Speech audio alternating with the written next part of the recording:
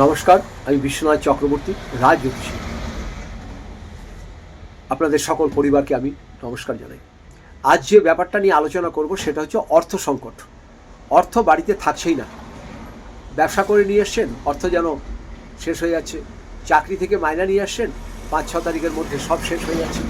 খুব কষ্টের দিন কাটাচ্ছেন, খুব অর্থের কষ্ট।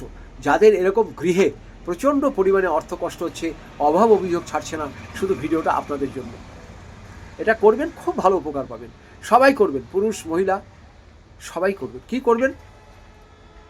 আপনাকে 4টে টাকা নিতে হবে। 4টে টাকা, 1 টাকার কয়েন নেই, 2 টাকার কয়েন নেই, যা নেবেন নেবেন। 4টে এমনি চালু টাকা নেবেন। এই টাকাটাকে হলুদ দিয়ে ভালো করে আপনি জলে ভিজিয়ে রাখবেন, হলুদের গুঁড়ো, তার ভিতরে এই টাকাটা ভিজিয়ে রাখবেন। এটা করবেন শুক্রবার দিনকে, ভিজিয়ে রাখবেন। দিয়ে বাড়ির একটি পাতার মধ্যে আপনি একটু হলুদের গুঁড়ো, একটু ঘি, একটু সিঁদুর আর একটু মধু।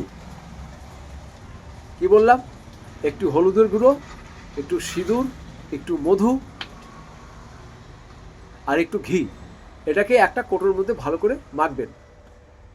মাখার পরে কি করবেন? আপনার বাড়ির সদর দরজার দুদিকে একটা করে স্বস্তিক আঁকবেন।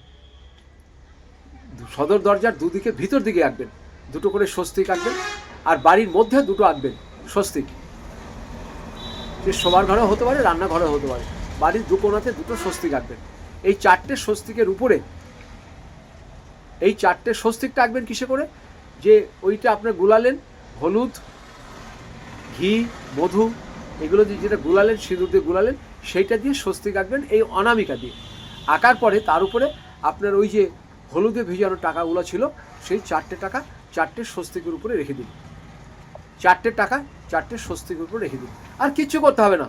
আপনি এটা 15 দিনের মধ্যে রেজাল্ট পাবেন। আপনার ঘরে কেমন অর্থ আসে, অর্থের অভাব আপনার হবে না, এটাই বলে দিলাম।